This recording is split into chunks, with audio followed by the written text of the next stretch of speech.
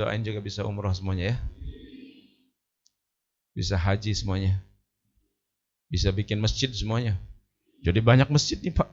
Tapi jangan dempetan sebelah. Di mana lagi, di mana lagi. Perbanyak masjid-masjid. Biar nanti rumah-rumah Allah.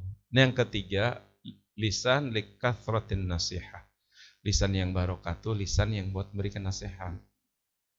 Jadi kalau omongan, وَمَنْ أَحْسَنُ قَوْلًا مِّمَّنْ دَعَا إِلَى اللَّهِ وَمَنْ أَحْسَنُ قَوْلًا, dan tidak ada lagi ahsanu qaulan. Ahsanu qaulan itu kata terbaik dari yang baik. وَمَنْ أَحْسَنُ قَوْلًا مِّمَّنْ دَعَا إِلَى اللَّهِ, kecuali orang perkataannya mengajak kepada Allah. Oh, terbaik itu dah. Lisan paling baik itu lisan yang digunakan untuk mengingatkan pada Allah, untuk nasihati orang balik kepada Allah. Wa man ahsanu qaulan mimman da'a ilallah. Jadi ketemu siapapun nasihat. Rupanya Pak Anton, Abah Halil tuh sampai datangin orang tuh seneng, siapa aja dinasehati. Nasihati. Cuman Abah mungkin nggak tahu nih sebenarnya bahwa itu lisan barokah. Saya lihat banyak siapapun kalau ketemu pasti dinasehatin sama Abah. Yang rajin sholat ya nang, supaya barokah. Tuh, yang rajin bakti pada orang tua ya. Siapa? Saya suka ngomong, bah, semua orang dinasehatin aja bisi ini bah. Nggak apa-apa, Abah nggak tahu nanti nasihat mana yang nanti jadi pahala buat. Iya benar, ternyata ada rumusnya. Likasrotin nasihah, lisan barokah itu. Dan nasihat terbaik mengingatkan kepada Allah. Yang keempat, lisan likathroti qiraatil Qur'an, lisan yang banyak untuk membaca Al-Qur'an. Katanya sahabat karib dari Al-Habib Ali Al-Habsyi yang kemarin di Solo haulnya itu sahabatnya tuh pengusaha kaya raya. Sahabatnya tuh yang memberikan support buat dakwah, memberikan bangun masjid. Hari ibu bapak makan jalan-jalan tuh kan pasti buat apa namanya teh, yang istilah anak muda sekarang teh, healing.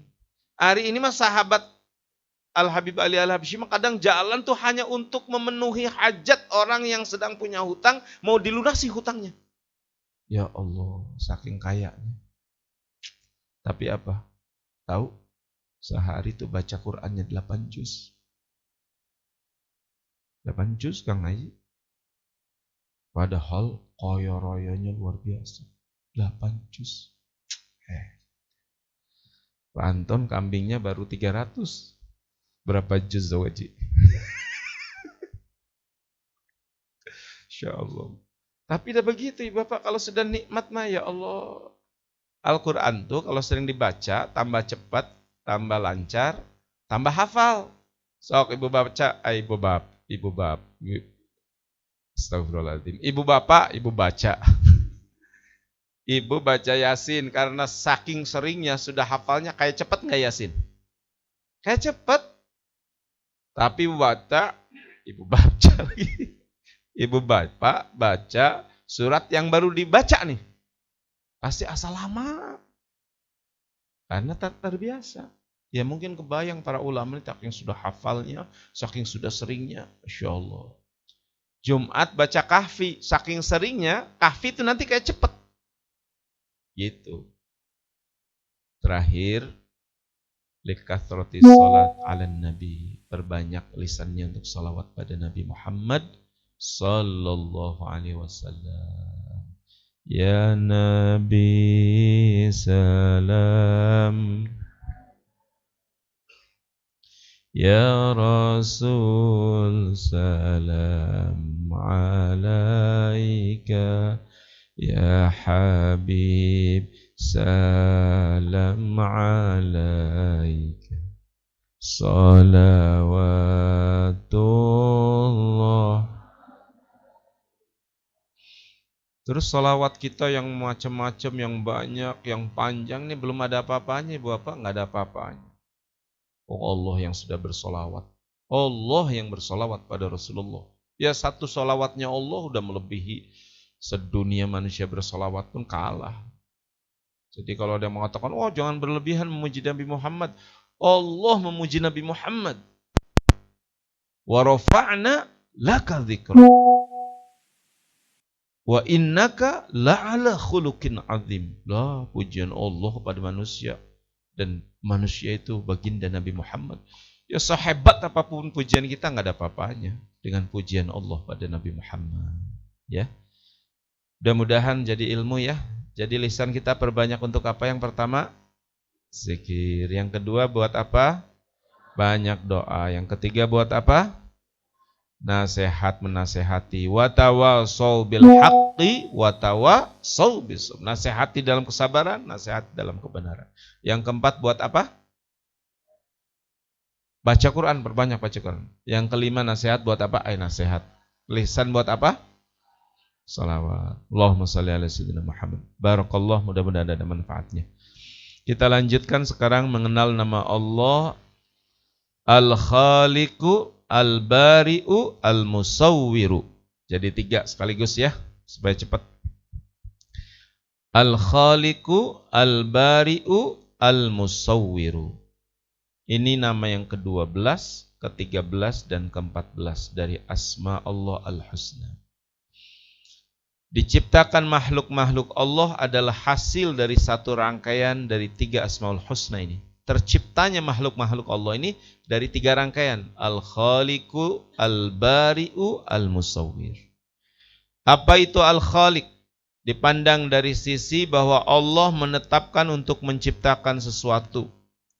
Misalnya di masa azali Allah sudah menentukan bahwa pada hari Senin tanggal sekian, tahun sekian akan menciptakan seorang makhluknya. Di zaman ajali itu.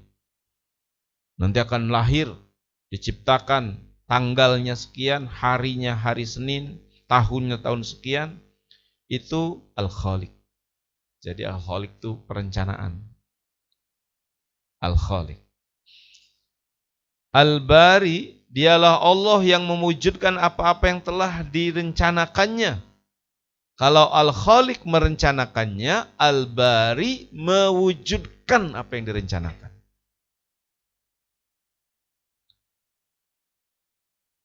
Sedangkan Al-Musawwir, dialah yang menciptakan sesuatu itu dengan sebaik-baiknya susunan. Laqad khalaqnal insana fi ahsani taqwim. Itu Al-Musawwir. Jadi sesudah Allah mewujudkan sesuatu, maka Allah membentuk sesuatu dirupakan dengan sebaik-baik bentuk rupa. Yang demikian itulah Al-Musawwir. Setiap apapun yang diciptakan Allah adalah merupakan karya ciptaan yang sangat indah, yang sangat agung, yang sangat menakjubkan. Walaupun sekecil apapun ciptaan itu. Tuh Pak.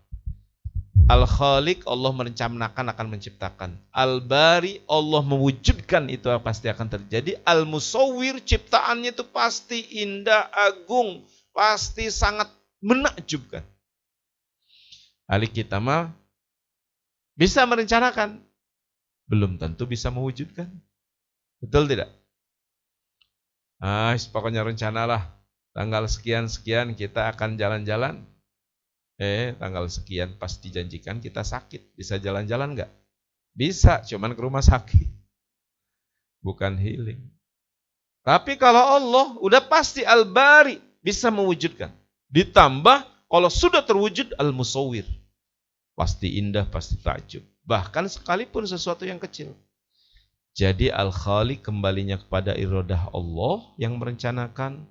Al-Bari kembalinya kepada zat Allah yang mewujudkan, sedangkan Al-Musawwir kembali kepada sifat Allah. Dalam Al-Quran, Allah memberikan contoh tentang ciptaannya. Salah satunya surat Al-Ankabut, laba-laba, juga lalat. Ada seorang Yahudi berkata katanya, kalau Allah itu maha besar, maha mulia, kenapa sih Allah membuat atau menyebut laba-laba dalam Al-Quran? Itu kan perkara yang hina. Ada orang Yahudi ngomong, Allah tuh ngapain sih? Surat sampai ada Al-Ankabut, surat laba-laba. Terus nyebut-nyebut yang kecil. Kan Allah tuh maha besar, maha agung. turunlah ayat innallaha la yastahyi ayyadriba mathalan ma ba'udatan fama fawqaha. Sesungguhnya Allah Subhanahu wa taala tidak malu menciptakan satu contoh seumpama nyamuk sekalipun itu dan yang lebih kecil dari nyamuk. Jadi Allah langsung jawab ungkapan orang Yahudi tadi itu. Nah, apa sih yang kecil-kecil sampai disebut? Allah langsung jawab, innallaha la yastahyi ayyadriba mathalan ma ba'udatan fama fawqaha. Atau yang lebih kecil dari nyamuk. Tapi benar ya Bapak. Coba mari kita belajar dari nyamuk ya. Halo? Kita seolah-olah menyepelekan, tapi lihat, walaupun nyamuk itu kecil, sebagian ulama bahkan kemudian nyamuk adalah seekor binatang yang ajaib. Walaupun ia kecil, namun nyamuk dapat membunuh binatang yang besar. Nyamuk tuh kecil. Haji Anton teh kena nyamuk apa teh Ji? Aedes aegypti. Terus apa penyakitnya disebutnya? Demam berdarah. Kopassus nih Pak. Terlentang. Sama nyamuk yang kecil. Bayangkan. Berarti kan hebat. Nyamuk kecil, binatang besar kalah. Ini yang gagah. Yang latihannya tahunan. Terkapar. Kenaun Ji. Demam Ustaz. Kunaun. Demam berdarah. Tuh. Berarti jangan disepelekan. Bahkan diriwayatkan musuh yang mau membakar Nabi Allah Ibrahim itu Namruj. Raja Namruj. Raja Namruj itu pasukannya ribuan, tentaranya lengkap, dan hampir tak terkalahkan. Bapak Ibu tahu matinya Raja Namruj oleh siapa? Seekor nyamuk. Seekor nyamuk dalam riwayat masuk lewat hidung, sebagian lagi mengatakan lewat telinga, bersarang di otaknya. Waduh, sakitnya luar biasa. Sehari-hari mengeluh, diundang seluruh tabib. Tabib hanya bisa neropong. Ini penyebab nyamuk Tuan Raja. Rupanya sudah ada kayak itu juga. Cuman nggak ada bisa ngeluarkan. Enaknya Namrud kalau kepalanya ada yang mukul, deng, nyamuknya diam. Jadi pasukannya setiap hari suruh baris mukulin kepala raja. Saking nggak kuatnya dibentur-benturkan sendiri ke lantai sampai benturnya terlalu keras, remuk kepalanya. Dan Namrud meninggal hanya karena seekor nyamuk. Gitu ya Bapak. Jangan sepelekan nyamuk.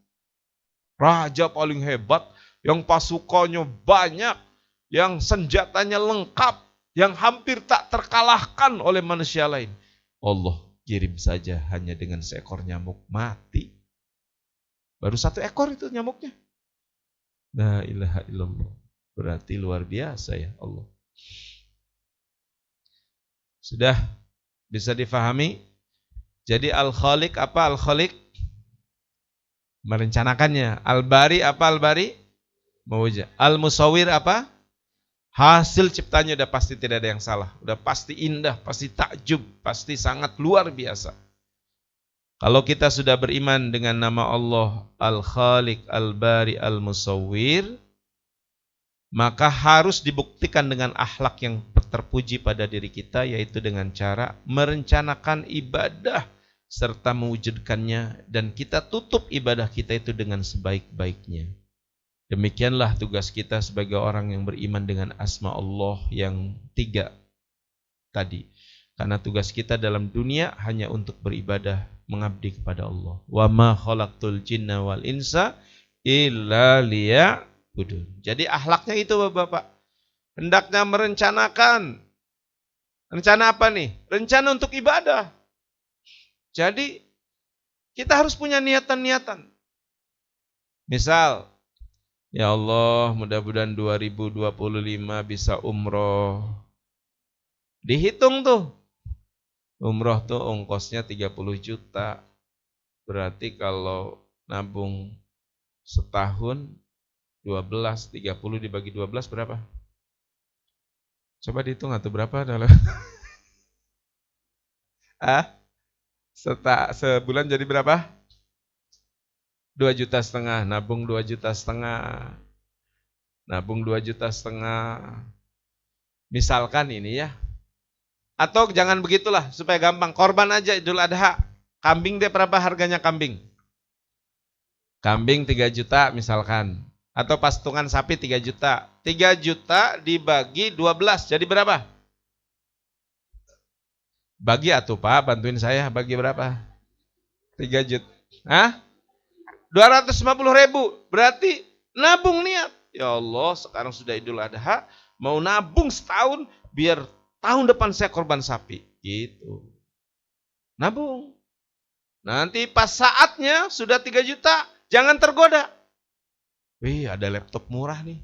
Diskon 50%. Harganya 9 juta lagi dijual 3 juta. Wah, beli laptop aja dulu. Ini gak karuan kalau begini. Banyak orang tuh nabung buat umroh, kemudian pas ada saatnya dibisniskan untuk kopi dulu. Pabrik kopinya kebakaran. Jangan macam-macam, Pak. Dan niat buat haji, terus biaya buat hajinya diinvestasikan dengan harapan nanti dapat keuntungan, malah bangkrut. Krut tuh saking tidaknya bangkrut. Ininya habis, itunya habis. Tuh, jangan. Al-Bahri mencoba istiqomah mewujudkan, pokoknya enggak ini karena buat haji. Enggak ini karena buat tadi korban. Gitu. Dan nanti ditutup dengan cara yang terbaik. Kalau sudah korban, tutup dengan kebaikan, dengan keikhlasan. Nanti nih ada caranya di sini. Jadi jangan kemudian dicerita-ceritakan. Alhamdulillah ya, tahun ini bisa korban sapi. Nah gimana ya, harapan saya itu kan pengen. Mungkin karena saya itu soleh dikabulkan oleh Allah. Oh, ini mah bukan soleh, ahli neraka. Karena ria. Jangan. Makanya pokoknya begitu tuh ya, hendaklah merencanakan. Kalau keimanan kita sudah mantap dengan Al-Khaliq, Al-Bari, Al-Musawwir, maka sendirinya kita akan selalu merencanakan ibadah-ibadah. Malam nih Bu, Ibu, rencana buat tahajud. Berarti alarm dipasang jam 3. Kemudian apa? Tidur disiapkan, jangan terlalu malam. Ya itu namanya Al-Khaliq tuh. Kita merencanakan. Kemudian Al-Bahri mujar, begitu nanti ibu tidur, di samping sudah wudhu tadi, tidurnya tidak terlalu malam. Terus bunyi alarm, apa? Bangun. Dan bangun mewujudkan Al-Bahri, jangan, ya Allah jam 3 kemalaman ya Allah. Enggak aja coba. Itu pasti kesiangan nantinya. Bisa dipahami maksudnya? Nah begitu sudah bangun, kita tahajud nih. Al-Musawwir yang bagus. Pakai mukenanya yang bagus, kerudungnya yang harum, sajadahnya yang empuk, wudhunya yang sempurna, takbirnya yang paling paripurna, bacaannya sebisa mungkin yang paling enak. Allahu Akbar. Aduh. Bismillahirrahmanirrahim. Mumpung sendirian. Al-Musawwir. Jangan Al-Khaliq sudah, tapi Al-Bari kemudian kita gagal tadi tuh. Bangun mah bangun, cuman matikan alarm saja. Terus apa katanya? Ya Allah tidur lagi aja dulu, nanti ya 3:30. Pasti kesiangan. Atau bangun mah bangun, cuman kencing saja. Setelah itu tidur lagi, udah pasti gagal. Atau sudah mewujudkan, tapi tidak Al-Musawwir tadi tuh. Bajunya pakai daster yang 2 hari. Mukenahnya asal, wudunya juga tidak sempurna, di keran cuma gini-gini. Ya sudah berarti tidak Al-Musawwir. Nah ingat-ingat begini nih, mumpung ini tahajud bisa persembahkan yang terbaik. Jadi saya juga lagi belajar nih Pak, oh iya ya berarti sekarang mah, itu prinsip saya juga, saya do the best in every moment, lakukan yang terbaik pada setiap momen, lakukan yang terbaik. Karena boleh jadi ini terakhir, kayak sekarang nih, lakukan yang terbaik. Apa saya menjamin malam Sabtu besok masih ada? Tiba-tiba nanti di masjid inna lillahi wa inna ilaihi raji'un. Telah berpulang Ustaz Komarudin Halil. Kan mungkin Pak. Oh, nanti Bapak tinggal ngomong tuh. Berarti kemarin Al-Khaliq itu terakhir Ustaz Komar. Moga-moga saja kalau yang terbaik mah Moga-moga saja. Kan kita nggak tahu. Ya. Atau ibu bapak nih bisa nih. Makanya hadir yang bagus. Tiba-tiba diumumkan telah meninggal dunia salah satu jamaah. Saya nggak mau nyebut namanya, bisa pada tegang ya. Saya itu suka beneran yang disebut ternyata meninggal. Makanya Kang Iwan tahu nih, pelatihan saya itu knowing yourself, ibu bapak. Knowing yourself tuh malam terakhirnya adalah mengingat kematian, nulis nama masing-masing di batu nisan. Pada mati, ya walaupun mati memang sudah takdirnya. Jadi deg-degan ke sayanya. Kan saya cuma ngomong, tatap batu nisan itu. Jangan-jangan benar nama itu kelak ada, entah di pekuburan tanah yang mana. Tatap nama itu. Selama ditinggal lihat nama orang lain. Serta ada yang benar ternyata. Yang itu meninggal Ustaz. Yang angkatan itu. Jadi tegang. Padahal mah ya sudah, kematian mah memang sudah risiko kita nih. Bukan risiko, sudah hukum alam. Ya. Bapak Ibu mau ke surga enggak? Jawab, mau ke surga enggak? Mau cepet apa nanti?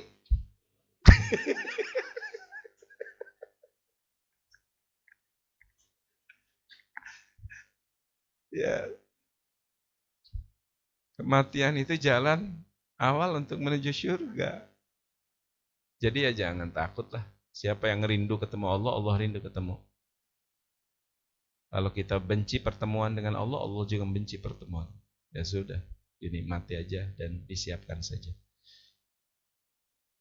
Imam Al-Ghazali rahimahullah ta'ala untuk membentuk ibadah supaya baik dan indah, tidak-tidaknya ada 4 sifat.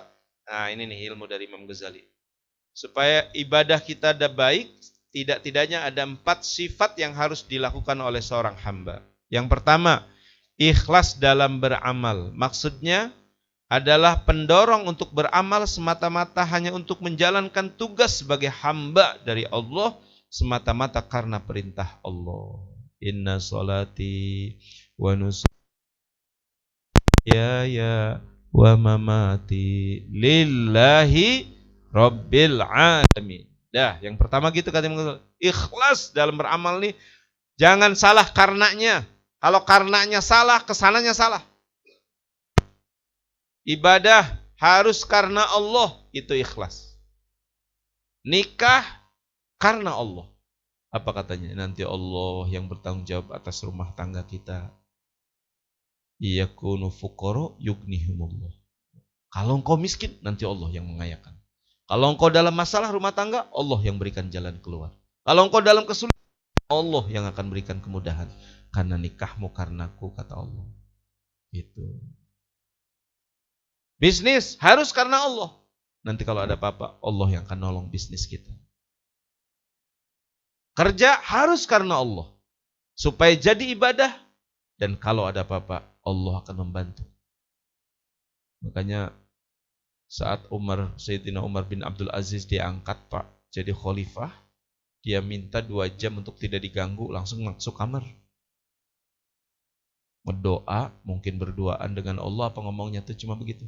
Ya Allah, ini takdirmu. Aku tidak meminta untuk diangkat jadi pemimpin.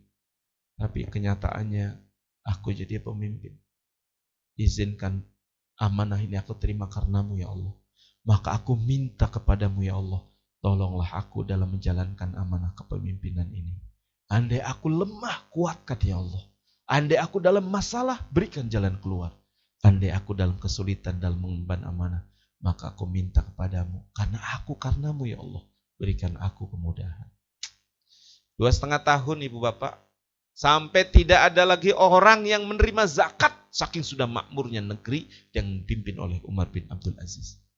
Sudah susah, naruh zakatnya susah. Bapak bu ini. Enggak, saya sudah mustahil.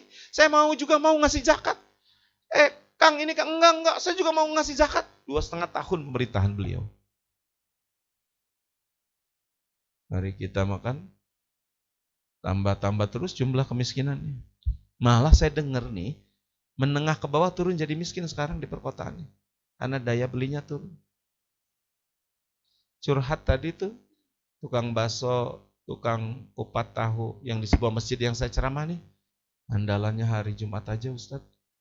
Senin, Selasa, Rabu nih daya belinya turun udah. Karena yang di bawah lagi dibantu terus. Yang di atas susah. Makanya yang bawah pada ngedrop sekarang. Jadi pada terima bantuan lagi. Kebalik kita malah banyak yang mustahil. Ya jangan-jangan kita harus evaluasi.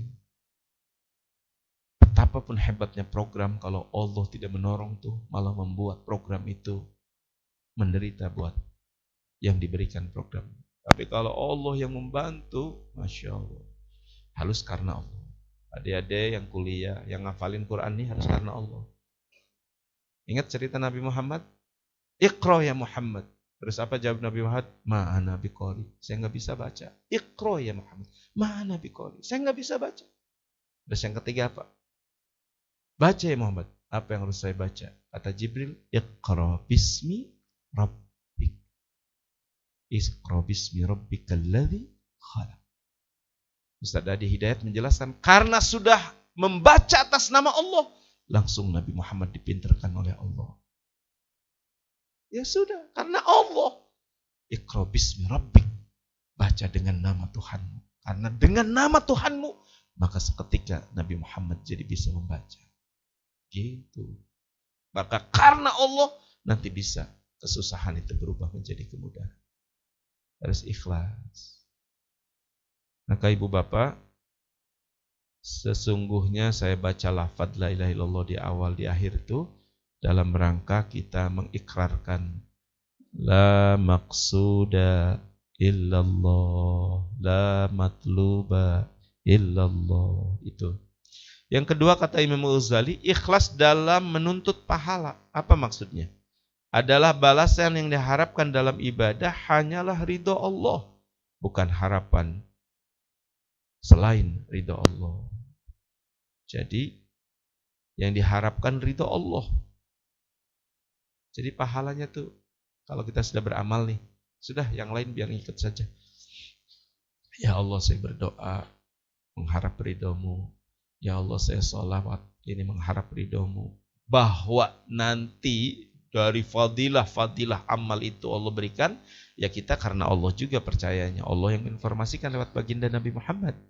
Istighfar, nanti fadilahnya istighfar kan, faqultu astaghfiru rabbakum innahu kana ghaffara yursilis sama alaikum midrara, dan masih banyak lagi. Tapi pahala mah hanya mengharap ridho-Mu ya Allah. Bahwa nanti dibanyakan rezekinya itu mah pengikutnya. Kayak beginilah. Kalau kita nanam padi, rumput ikut. Kalau nanam rumput, padi tidak ikut. Jadi katanya kalau ngejar akhirat, nanti dunia mah ikut, ya sudah menjadi konsekuensi. Siapa-siapa yang nanti ngejarnya akhirat, dunianya akan diberesin. Tapi kalau ngejar dunia, akhiratnya luput. Dulu abah saya kalimatnya begini kalau Abah Halil. Kalau kamu ngejar akhirat, dunia ikut. Tapi kalau kamu ngejar dunia, akhirat luput. Nah, gitu. 3, ketika beramal ia ingat bahwa ia bisa melakukan ibadah adalah karena nikmat dan anugerah dari Allah. Maka tidak ingin anugerah berarti itu dihinggapi sifat ujub dalam hati. Tadi kan yang pertama niatnya harus ikhlas. Harapan dari ibadah kita hanya kepada ridho Allah.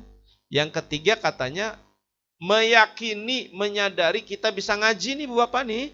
Wa ma bikum min nikmatin faminallah. Karena ini anugerah Allah. Bapak bisa ngaji, Ibu bisa hadir nih. Demi Allah, karena Allah yang menuntun. Jadi kalau tidak karena anugerah Allah, mungkin kita mau berangkat sakit perut. Mungkin kita mau berangkat tiba-tiba ada tamu. Nauzubillah ya, tiba-tiba pas berangkat tiba-tiba macam-macam. Ini Allah nih memberikan sehatnya, memberikan sempatnya, termasuk niat di hati ibu bapaknya kuat sehingga bisa hadir. Jadi sehingga kalau ada orang memuji, hebat Bapak sedekahnya banyak. Alhamdulillah, kita tuh alhamdulillah bener.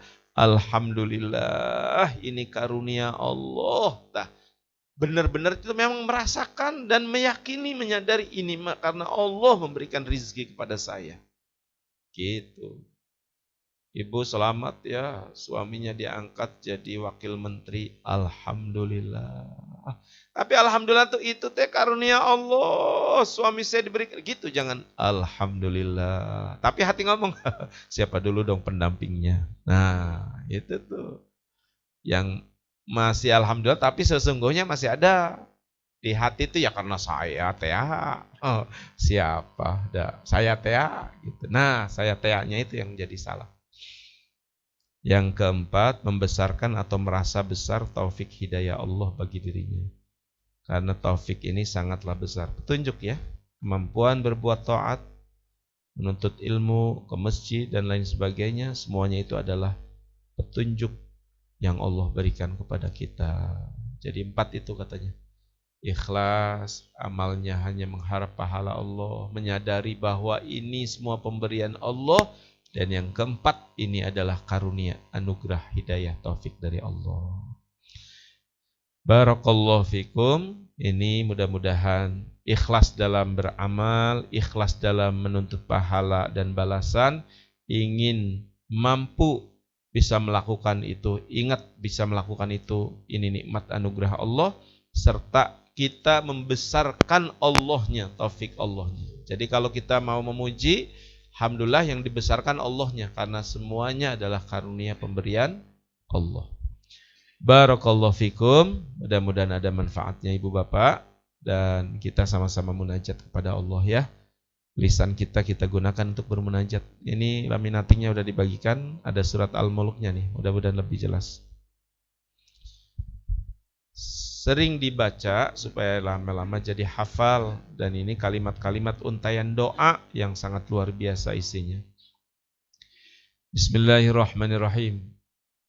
Ilahi bijahil anbiya wal malaika wa bil awliya ijud lana bil ijabati.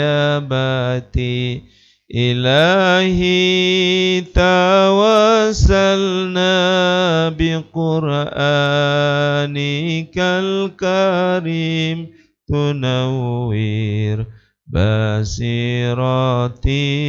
wa sam'i wa muqlati wa tulhimuni rusydi wa tarzuquni ilmal yaqini tuwafiqni lihusnil ibadati bi asma'ikal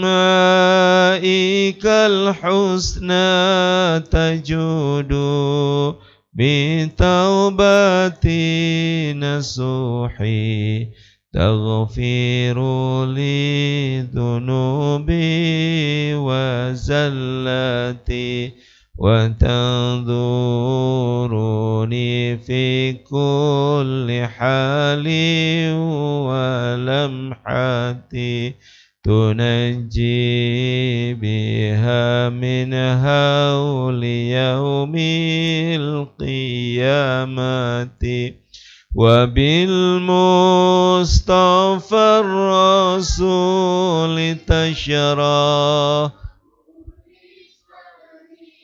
tu yasiru li amri wa takshifu kurbati wa bil mustafa rasul tashrah huli sadri tu yasiru li amri wa takshifu kurbati wa bil mustafa rasul tashrahu li sadri tu yasiru li amri wa takshifu kurbati wa bil anbiya'i wal malaikatil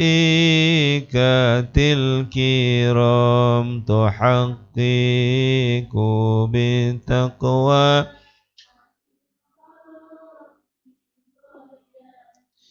بهم وبالأولياء تلحقني بهم وذريتي وشيعتي وعشيرتي وتصريف عني كل شر بحقهم وشر